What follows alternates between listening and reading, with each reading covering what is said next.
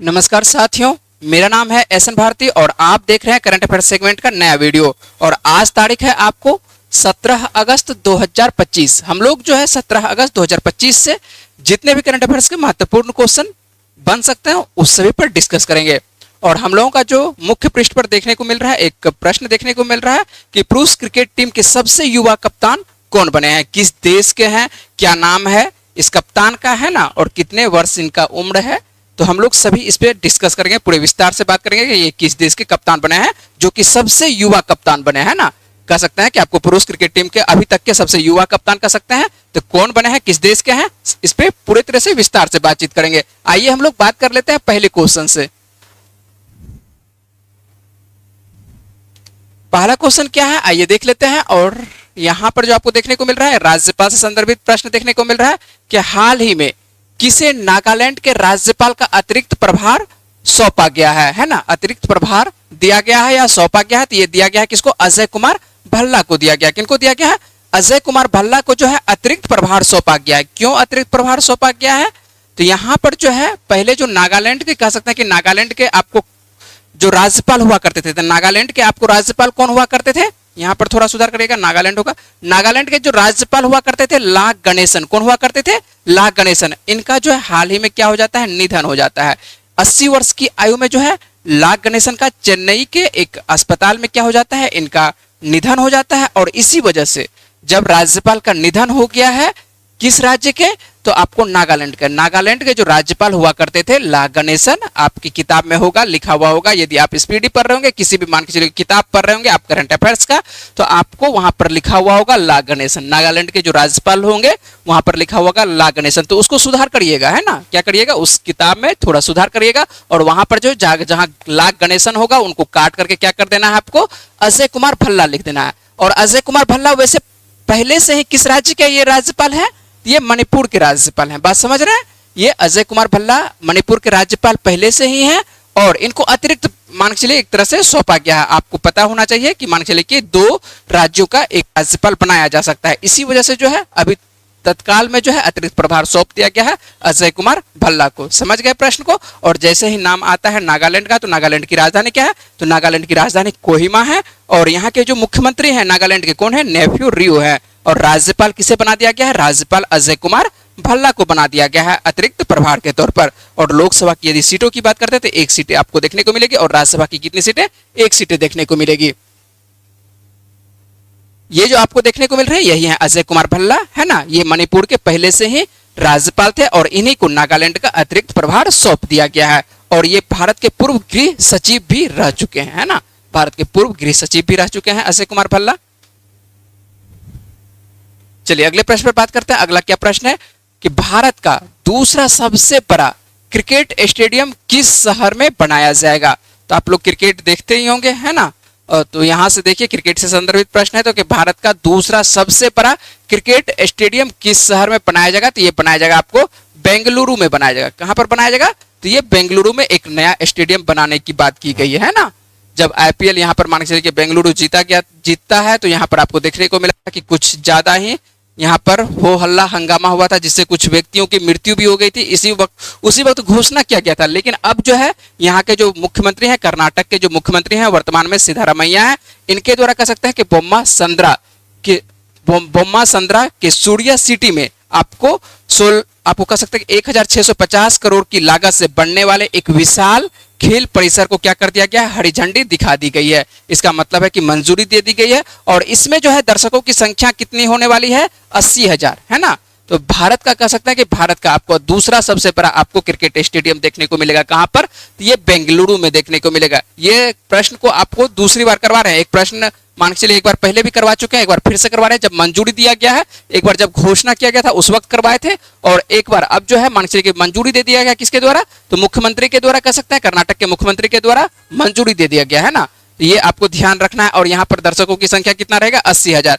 और यदि बात करें मान के चलिए कि ये दूसरा जब है, क्या लिखा हुआ है कि आपको दूसरा सबसे बड़ा क्रिकेट स्टेडियम, तो इसका मतलब है कि भारत का कोई ना कोई पहला क्रिकेट स्टेडियम होगा जो कि कह सकते हैं कि सबसे बड़ा क्रिकेट स्टेडियम है। तो सबसे बड़ा क्रिकेट स्टेडियम आप लोगों को पता होना चाहिए गुजरात के अहमदाबाद में, और उस क्रिकेट स्टेडियम का नाम प्रधानमंत्री के नाम से ही रखा गया है, नरेंद्र मोदी क्रिकेट स्टेडियम, है ना। तो आपको अहमदाबाद में आपको नरेंद्र मोदी स्टेडियम जो देखने को मिल रहा है, ये भारत का सबसे बड़ा क्रिकेट स्टेडियम है ना। और यहाँ पर यदि बात कर लेते हैं आपको दर्शकों की संख्या, तो यहाँ पर जो है कितना, ये जो आपको देखने को मिल रहा है अहमदाबाद में जो देखने को मिल रहा है आपको, यही है भारत का अभी तक का क्या कह सकते हैं कि सबसे बड़ा क्रिकेट स्टेडियम। और यहाँ पर 1,32,000 जनसंख्या कह सकते हैं एक साथ क्रिकेट का आनंद ले सकते हैं ना। तो ये आपको कहां पर है, तो ये आपको अहमदाबाद में है। लेकिन इसी तरह का जो है आपको देखने को मिलेगा, क्या देखने को मिलेगा, बेंगलुरु में क्या देखने को मिलेगा, दूसरा क्रिकेट स्टेडियम जहां पर दर्शकों की संख्या 80,000 रहेगी। ठीक है, चलते हैं अगले प्रश्न पर। और अगला प्रश्न देख लेते हैं क्या है कि हाल ही में भारत के 89वें ग्रैंड मास्टर कौन बन गए हैं। तो ये कौन बने हैं, रोहित कृष्णा बने हैं, या आपको लिखा होगा रोहित कृष्ण एस लिखा हुआ रहेगा, कुछ भी लिखा हुआ रहे तो आपको ध्यान रखना कि रोहित कृष्णा एस लिखा हुआ रहे या आपको रोहित कृष्ण लिखा हुआ रहे, तो कुछ भी नाम इसका इस तरह से लिखा हुआ रहेगा। ठीक है, तो रोहित कृष्णा एस लिखा हुआ रहेगा, तो ये आपको ध्यान रखना है कि ये क्या बना है, भारत के 89वें ग्रैंड मास्टर बन गए, ग्रैंड मास्टर बन गए। तो रोहित कृष्णा भारत के आपको 89वें ग्रैंड मास्टर बन गए हैं, और उन्होंने काजाकिस्तान में अल्माटी में कह सकते हैं कि मास्टर्स कोनाएव कप में जो है अपना अंतिम ग्रैंड मास्टर्स नॉर्म ये हासिल करते हैं। तो ये आपको ध्यान रखना है। आप लोगों को ये प्रश्न यहाँ पर जो है क्या पूछा जा सकता है, डायरेक्ट पूछा जा सकता है कि भारत के जो है 89 है ना, जो आपको 89 जो बने हैं ग्रैंड मास्टर, ये कौन बने हैं, तो रोहित कृष्ण बने हैं। कौन बने हैं, रोहित कृष्ण एस बने हैं। और आपको पिछले दिनों, कुछ दिन पहले जो है आपको पिछले महीने कह सकते हैं कि पिछले महीने आपको करवा चुके हैं, क्या करवा चुके हैं कि 88वें ग्रैंड मास्टर कौन बनी थी, 88वें ग्रैंड मास्टर आपको बनी थी कौन, भारत की कह सकते हैं कि दिव्या देशमुख बनी थी। दिव्या देशमुख के बारे में आपको विस्तार से बात किए थे, और दिव्या देशमुख ही यहाँ पर जो है हाल फिलहाल में क्या बनती है, ये जो आपको दिखाई पड़ती है फीडे महिला विश्व कप की ये विजेता है। क्या है, फीडे महिला विश्व कप की विजेता कौन है, तो आपको ये दिव्या देशमुख है ना, याद है प्रश्न, आपको उम्मीद है कि याद होना चाहिए कि दिव्या देशमुख के बारे में बहुत विस्तार से बातचीत किए थे। तो दिव्या देशमुख जो है क्या है, फीडे महिला विश्व कप जब जीतती है उसी वक्त बनती है ये क्या, 88वें ग्रैंड मास्टर बनती है। और भारत की कह सकते हैं कि ये चौथी आपको महिला ग्रैंड मास्टर है ना, चौथी ग्रैंड मास्टर। किनके बारे में ये बात कर रहे हैं, ये दिव्या देशमुख के बारे में बात कर रहे हैं कि चौथी महिला ग्रैंड मास्टर है ना। और वहां पर जो है आपको पूरे विस्तार से आपको पिछले मंथ जो है दिव्या देशमुख के बारे में बात किए थे। आइए यहाँ पर अभी उतना बात नहीं करेंगे, तो ध्यान रखना है कि आपको क्या कि हाल ही में भारत के 89वें ग्रैंड मास्टर कौन बने हैं, तो ये रोहित कृष्ण एस बने हैं। कौन बने हैं, रोहित कृष्ण एस बने हैं। ये जो आपको तस्वीर दिखाई पड़ रहे हैं यही है रोहित कृष्ण एस, जो कि हाल फिलहाल में 89वें ग्रैंड मास्टर बनते हैं। ठीक है, तो ध्यान रखना है कि आपको कि 88वें कौन बने हैं, 89वें कौन बने हैं। वैसे आपको एक सीरीज याद रहनी चाहिए, लगभग जो नए बने हैं कम से कम आपको 80 से कम से कम याद रहना चाहिए। ठीक है, तो यहाँ पर कम से उतना यदि आपको याद नहीं भी रहता है, कम से कम आप जो लेटेस्ट बने हैं, जैसे कि मान लीजिए रोहित कृष्ण बने हैं, दिव्या बनी है, ठीक है, तो इस सब के बारे में कम से कम आपको याद रहना चाहिए कि लेटेस्ट कौन बन रहे हैं। ठीक है,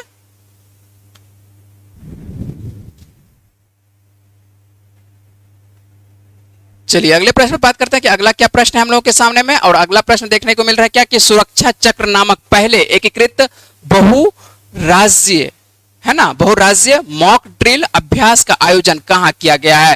तो ये कहां पर किया गया है, ये दिल्ली एनसीआर में किया गया है। कहां पर किया गया है, ये बहुराज्यीय है, तो बहुराज्यीय आपको देखने को मिल रहा है मॉक ड्रिल अभ्यास, ये कहां पर किया जा रहा है, तो ये आपको दिल्ली एनसीआर में किया जा रहा है ना। सुरक्षा चक्र नामक आपको पहले एकीकृत बहुराज्यीय मॉक ड्रिल अभ्यास जो है आयोजन इसका कहां पर किया गया है, दिल्ली एनसीआर में किया गया है। और दिल्ली जब मान के चलिए एनसीआर बोलते हैं तो इसके अंतर्गत दिल्ली एनसीआर के अंतर्गत क्या जाता है, दिल्ली के साथ साथ आपको हरियाणा भी देखने को मिलता है और उत्तर प्रदेश का भी मान के चलिए कुछ डिस्ट्रिक्ट देखने को मिलता है ना। तो दिल्ली के मान के चलिए आपको क्या देखने को मिल रहा है, 11 जिले, हरियाणा के कितना 5 जिले और उत्तर प्रदेश के 2 जिला है ना। उत्तर प्रदेश का जो प्रमुख, आप नोएडा का नाम जो सुने होंगे, ऐसा उम्मीद सभी कोई जानते होंगे नोएडा के बारे में। तो नोएडा उत्तर प्रदेश का है लेकिन दिल्ली से क्या है, सटा हुआ, उसको जो है एनसीआर के अंतर्गत हम लोग रखते हैं। ठीक है, तो आप लोग दिल्ली नाम सुने होंगे, दिल्ली और दिल्ली एनसीआर। तो एनसीआर का मतलब क्या है समझ चुके होंगे कि एनसीआर के अंतर्गत इसमें जो है दिल्ली के साथ साथ आपको हरियाणा, हरियाणा के साथ साथ उत्तर प्रदेश और कुछ कुछ एनसीआर के अंतर्गत वैसे आपको राजस्थान का भी कुछ डिस्ट्रिक्ट आता है। लेकिन यहाँ पर जो है मॉक किया गया था दिल्ली के 11 जिले, हरियाणा के आपको 5 जिले और उत्तर प्रदेश के 2 जिले के अंतर्गत यहाँ पर किया गया है ना। चलिए जैसे ही नाम आता है दिल्ली का, तो दिल्ली के बारे में बात कर लेते हैं कि नई दिल्ली की जो मुख्यमंत्री है वर्तमान में कौन है, रेखा गुप्ता है ना। प्रतिदिन लगभग बात कर रहे हैं रेखा गुप्ता के बारे में। आपको उपराज्यपाल कौन है, विनय कुमार सक्सेना है। लोकसभा की कितनी सीटें हैं दिल्ली में, तो आपको 7 सीटें देखने को मिलेगा। राज्यसभा की कितनी सीटें, 3 सीटें देखने को मिलेगा। यदि दिल्ली विधानसभा की बात करें कि दिल्ली विधानसभा में कितनी सीटें हैं, तो दिल्ली विधानसभा में 70 सीटें हैं, है ना। तो ध्यान रखिएगा कि मॉक ड्रिल कहां पर किया गया है ना, ये कौन सा है, आपको एकीकृत बहुराज्यीय मॉक ड्रिल है। तो जो मॉक ड्रिल किया गया है ये दिल्ली एनसीआर में किया गया है, ठीक है। सुरक्षा की दृष्टि से किया जाता है ये सब। चलते हैं अगले प्रश्न पर, देख लेते हैं, बात कर लेते हैं अगला प्रश्न, ठीक है। और ये प्रश्न को आपको ध्यान रखना है, ये भी प्रश्न आपको एक तो अंतर्राष्ट्रीय से संबंधित है, अंतर्राष्ट्रीय के साथ साथ आपको पर्यावरण से भी संबंधित है। आइए देख लेते हैं क्या है प्रश्न। कौन सा देश है ना जलवायु परिवर्तन के कारण विश्व की पहली नियोजित पलायन योजना के तहत अपनी जनसंख्या को स्थानांतरित कर रहा है? तो कौन सा देश है? ये तुवालू है। सबसे पहले तो मैप पर हम लोगों को तुवालू देखना पड़ेगा कि तुवालू है कहां पर। तुवालू आप लोग जान रहे हैं कहां पर है? तो तुवालू आपको देखना पड़ेगा कहां पर। अभी आपके पास जो ऑक्सफोर्ड ओरिजिनल ऑक्सफोर्ड एटलस होगा, ठीक है, जो इंग्लिश मीडियम वाला ऑक्सफोर्ड आता है ओरिजिनल, उस पर बात कर रहे हैं, ठीक है। हिंदी मीडियम वाला ओरिजिनल नहीं होता है, ठीक ना। तो सबसे पहले तो आपको ऑक्सफोर्ड जानना चाहिए कि ओरिजिनल एटलस, और ओरिजिनल एटलस में आप जाइएगा तो ऑस्ट्रेलिया, और ऑस्ट्रेलिया के आप पूर्व की ओर देखिएगा तो आपको दिखाई पड़ेगा एक, क्या दिखाई पड़ेगा? एक छोटा सा देश दिखाई पड़ेगा, तुवालू। अच्छे से देखिएगा तो आपको वहां पर नजर आएगा, कौन सा नजर आएगा? तुवालू नजर आएगा, है ना। और तुवालू क्या कर रहा है? ये जो आपको दिखाई पड़ रहा है, ये जो तुवालू दिखाई पड़ रहा है, ये देखिए इसी तरह का आपको एक देश देखने को मिलेगा। ये 9 छोटे छोटे द्वीपों से ये मिलकर बना हुआ है। क्या बना हुआ है? ये तुवालू बना हुआ। और आने वाले दिनों में ये क्या हो जाएगा? ये खत्म हो जाएगा। क्यों खत्म हो जाएगा? क्योंकि समुद्र का लेयर को क्या हो रहा है? धीरे धीरे धीरे धीरे बढ़ रहा है ना। जलवायु परिवर्तन की वजह से क्या हो रहा है कि समुद्र का लेयर क्या हो रहा है? धीरे धीरे बढ़ते जा रहा है। और जैसे ही बढ़ते जा रहा है, इसका क्या हो जाएगा? इसका एक तरह से कह सकते हैं कि आने वाले दिनों में, ऐसा उम्मीद है, कहा गया है कि 2050 तक में, है ना, 2050 तक में ये देश क्या हो जाएगा? समाप्त हो जाएगा। तो जब ये देश समाप्त हो जाएगा तो इसकी जनसंख्या जो है यहाँ पर क्या होगा? इसकी जनसंख्या को इसी वजह से जो है इसका एक मान चलिए कि आपको 2023 में क्या होता है, यहाँ पर आपको बता रहे हैं कि क्या होता है 2023 में ऑस्ट्रेलिया के साथ इसका एक समझौता होता है। तुवालू और ऑस्ट्रेलिया 2023 में जो है आपको कह सकते हैं कि फाले पीली यूनियन संधि के, कौन सा संधि है? आपको फाले पीली यूनियन संधि एक किया जाता है। किसके किसके बीच में? तो आपको तुवालू और ऑस्ट्रेलिया के बीच में। कब किया जाता है? 2023 में। और इसके तहत कहा जाता है कि 2025 से, है ना, कब से? तो 2025 से। तभी 2025 ही चल रहा है। तो 2025 से जो है ऑस्ट्रेलिया का जो मान चलिए, ऑस्ट्रेलिया में क्या हो जाएगा? हर साल 280 तुवालू नागरिकों को क्या किया जाएगा? अस्थायी रूप से एक तरह से वीजा दिया जाएगा।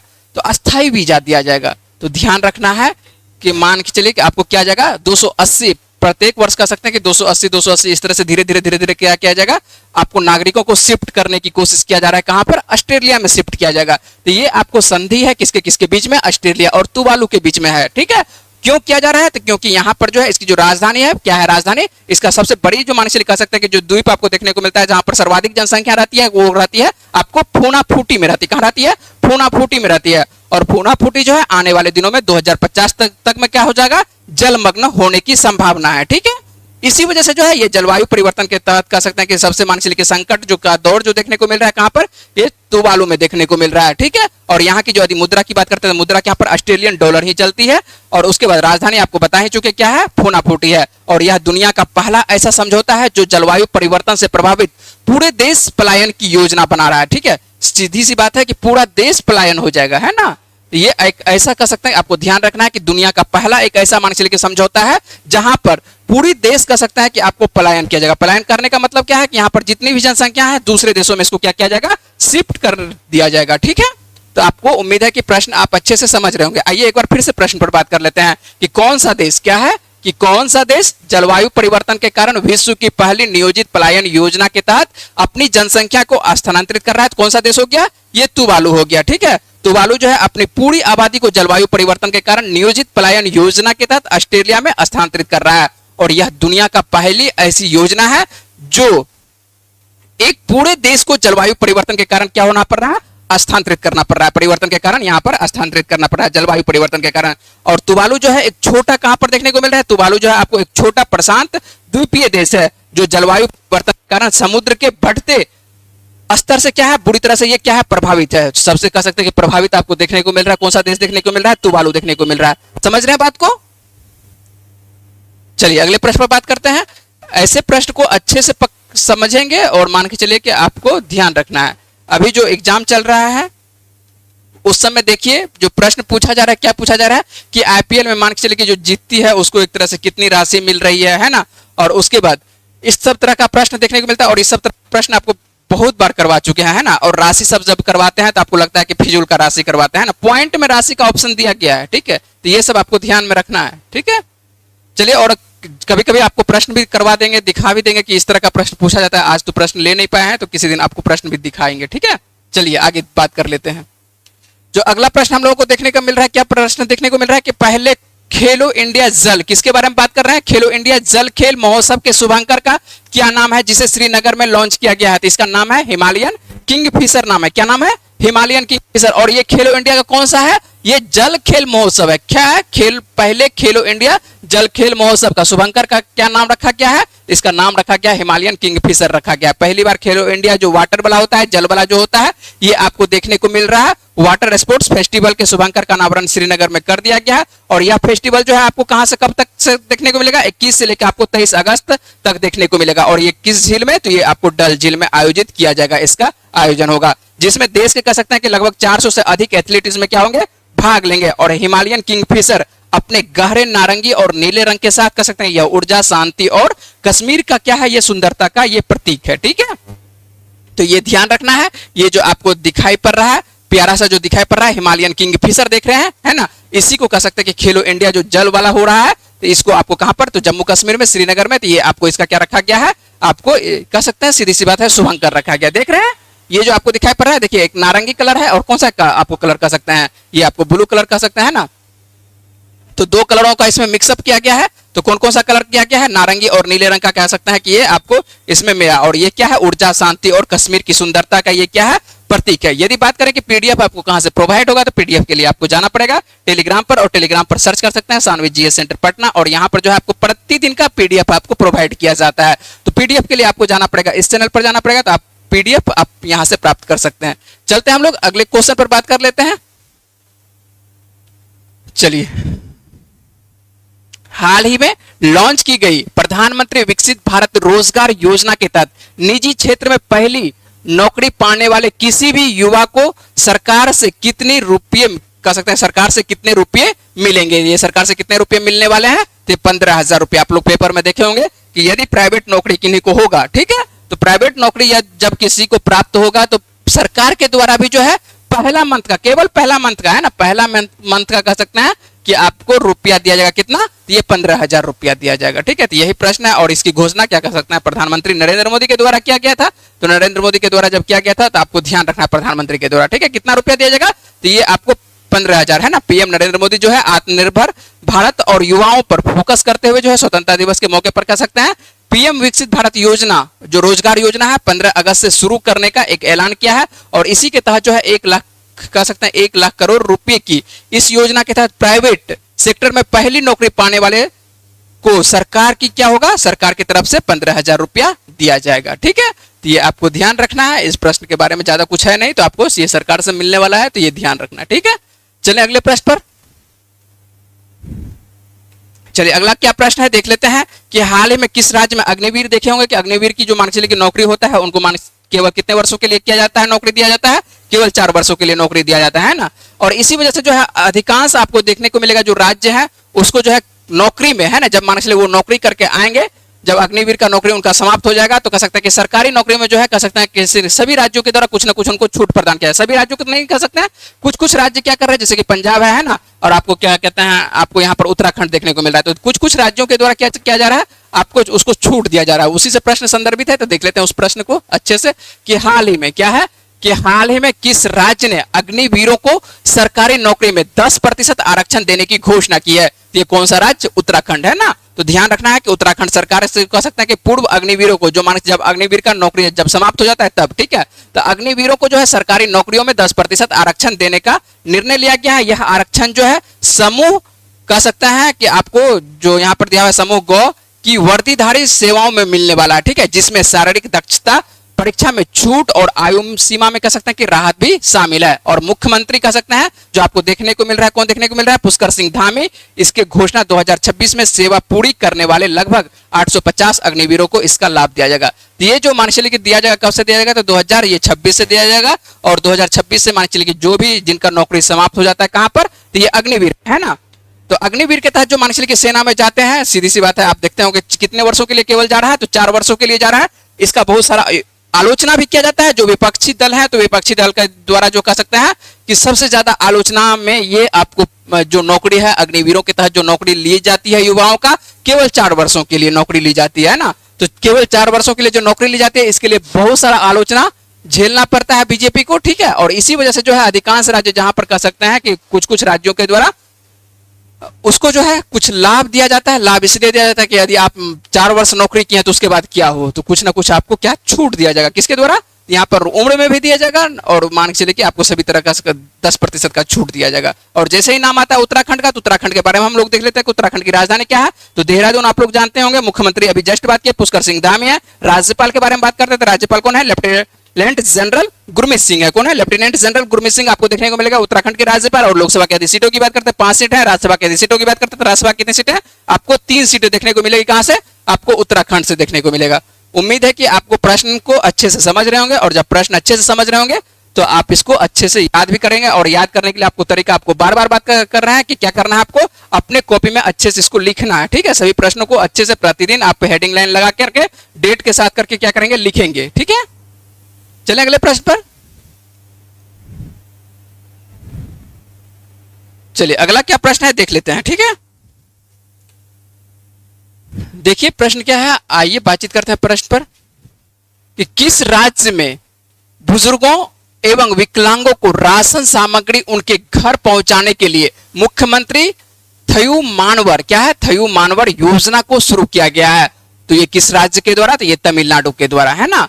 तो आपको ध्यान रखना है कि किस राज्य में जो मान के चलिए कि ज्यादा उम्र के व्यक्ति हैं और जो विकलांग हैं, है ना, जो ज्यादा उम्र के व्यक्ति हैं जो लगभग 70 वर्ष की आयु पार कर चुके हैं और विकलांग हैं, उनको जो है जो राशन सामग्री है उनके घर पर ही, उसको कहीं जाने की जरूरत नहीं, उनके कहां पर मिलने वाला है, उनके घर पर ही पहुंचा दिया जाएगा, ठीक है। और यह योजना का नाम क्या है, मुख्यमंत्री थयू मानवर योजना है ना। तो मानवर, बड़े व्यक्तियों को मानवर कहा जाता है, तो इसीलिए जो है यहाँ पर नाम दिया गया है मुख्यमंत्री थयू मानवर योजना दिया गया है, जो किस राज्य के द्वारा स्टार्ट किया जा रहा है, तो ये आपको तमिलनाडु के द्वारा। तो एक तमिलनाडु सरकार का कह सकते हैं कि एक अच्छा पहल है, क्योंकि बुजुर्गों को भी जाने में कह सकते हैं कि राशन सामग्री कहीं पर भी जाने में एक तरह से परेशानी होता है, और जो विकलांग है तो उनको भी क्या कह सकते हैं कि जाने में परेशानी होती है। किसी प्रकार से जो विकलांगता के अंतर्गत आएगा उनको राशन कहां पर मिलने वाला है, उनके घर पर ही। ये आपको किस राज्य के द्वारा, तमिलनाडु। और तमिलनाडु के जो वर्तमान में मुख्यमंत्री कौन है, एम.के. स्टालिन है, ठीक है। कौन है, एम.के. स्टालिन है। और इन्हीं के द्वारा थयू मानवर थिट्टम योजना का शुभारंभ किया गया है, जिसका उद्देश्य है राज्य भर के 21.7 लाख से ज्यादा बुजुर्गों और दिव्यांगजनों को घर तक राशन पहुंचाना है, ठीक है। और यह योजना कह सकते हैं कि सार्वजनिक वितरण प्रणाली के तहत 70 वर्ष से अधिक आयु के नागरिकों और दिव्यांगजनों, दिव्यांगजन मात्र सभी रहेंगे, ठीक है। ऐसा नहीं कि मान 70 वर्ष का आयु, 70 वर्ष का बुजुर्ग रखा गया है, और दिव्यांगजन के अंतर्गत जो भी व्यक्ति आएंगे सभी, ठीक है। उसके लिए कोई उम्र फिक्स नहीं किया गया है, तो वो सभी उसके दिव्यांगजन में सभी कोई आएंगे। तो यहाँ पर ध्यान रखना है आपको कौन से राज्य के द्वारा थयू मानवर योजना चलाई जा रही है, तो ये आपको याद रखना है किसके द्वारा, तो ये आपको तमिलनाडु सरकार के द्वारा, ठीक है। तो और तमिलनाडु के जो मुख्यमंत्री हैं कौन है, एम.के. स्टालिन है। इन्हीं के द्वारा कह सकते हैं कि ये हरी झंडी दिखा दी गया, और एक तरह से एक छोटा सा वाहन रहेगा, और वाहन से क्या कर दिया जाएगा, पहुंचा दिया जाएगा उनके घर तक, उनके आवास तक पहुंचा दिया जाएगा। उम्मीद है कि आप प्रश्न को समझ रहे होंगे, बात को समझ रहे हैं। चलते हैं अगले प्रश्न पर। चलिए अगले प्रश्न पर बात करते हैं कि अगला क्या प्रश्न है।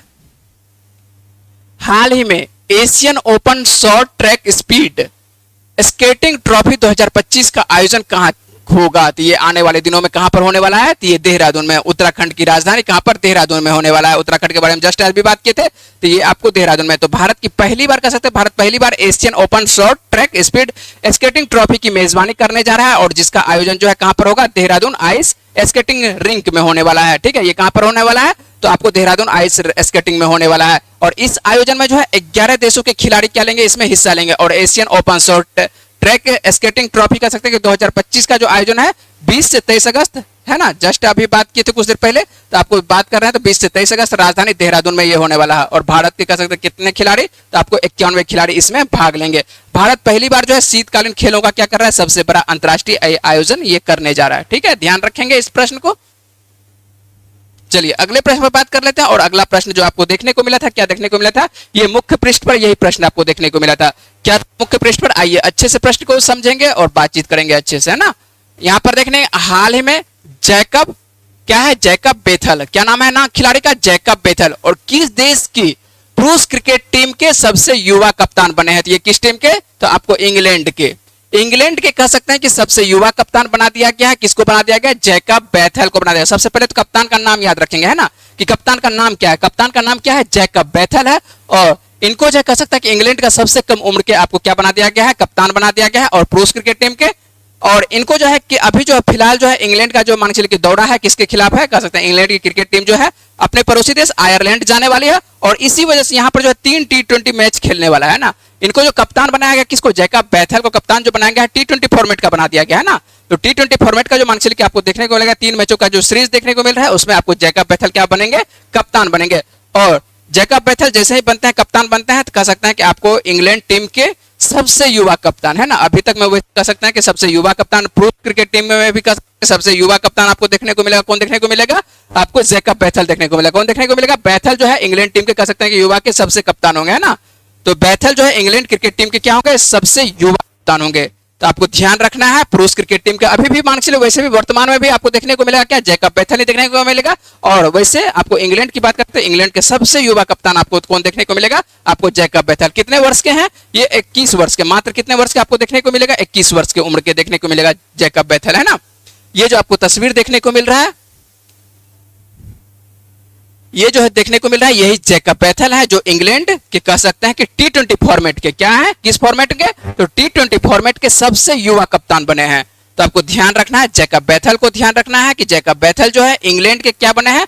सबसे युवा कप्तान बने हैं T20 फॉर्मेट के। वैसे वर्तमान दौर में कह सकते हैं कि पुरुष क्रिकेट टीम के जितने भी मान चलिए कि सभी देशों की यदि बात करते हैं तो सभी देशों में भी सबसे आपको कह सकते हैं युवा कप्तान आपको देखने को मिलेगा। कौन? आपको जैकब बेथेल ही देखने को मिलेगा, है ना। और इनका जो मान चलिए कि जो आपको दौरा देखने को मिल रहा है किस देश के खिलाफ कह सकते हैं स्टार्ट किया जा रहा है? सीरीज जो है आयरलैंड, पड़ोसी देश है इनका, है ना। इसका पड़ोसी देश है आपको आयरलैंड। आयरलैंड से ही स्टार्ट होने वाली है। यदि बात करें कि आपको कभी कभी लगेगा कि भारत के ऐसे कौन है कि जो कि सबसे कम उम्र के कप्तान बने थे, है ना।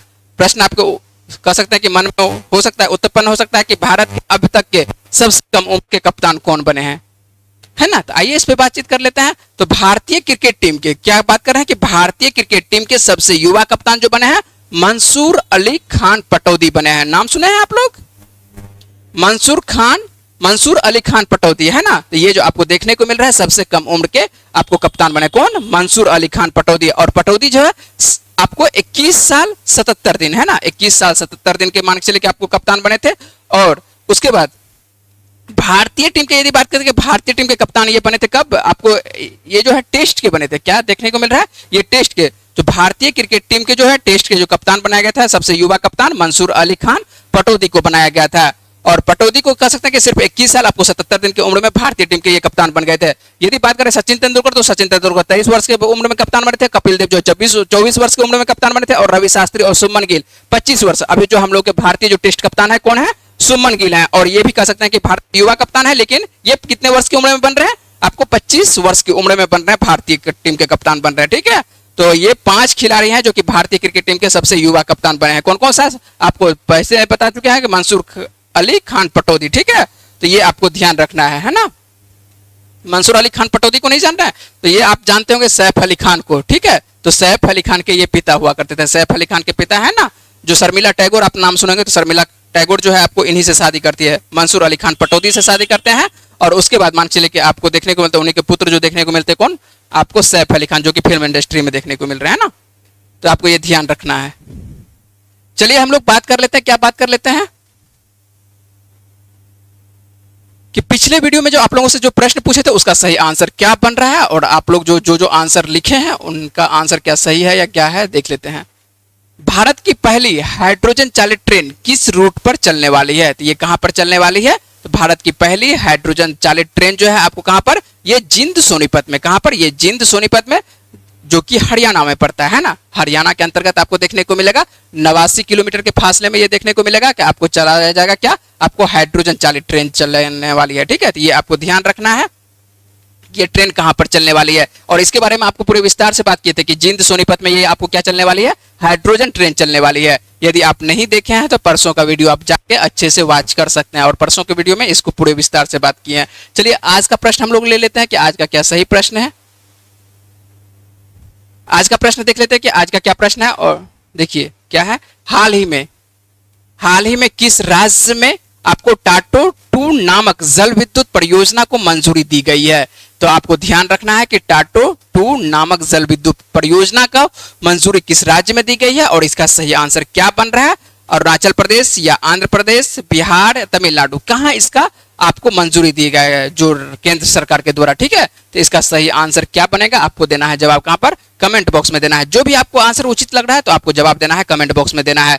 यदि आपको वीडियो अच्छी लग रही है तो वीडियो को क्या करना है, लाइक करना है, और चैनल को क्या करना है, सब्सक्राइब करना है। ठीक है, यदि आपको वीडियो अच्छा लग रहा है तो अपने दोस्तों के साथ भी शेयर करिए, जिससे क्या होगा, हम लोग को मोटिवेट मिलता है कि यदि आपको अच्छा लगता है तो थोड़ा सा, यदि व्यूज आता है तो थोड़ा सा सही लगता है। इसी वजह से है, आप जहां पर भी हो सकता है आप क्या करना है आपको, कि चैनल को इधर उधर आपको थोड़ा सा शेयर करना है। ठीक है, चलिए मिलते हैं आप लोगों से अगले वीडियो में, तब तक के लिए अपना ख्याल रखिए, पढ़ते रहिए, वीडियो में बने रहने के लिए बहुत बहुत धन्यवाद।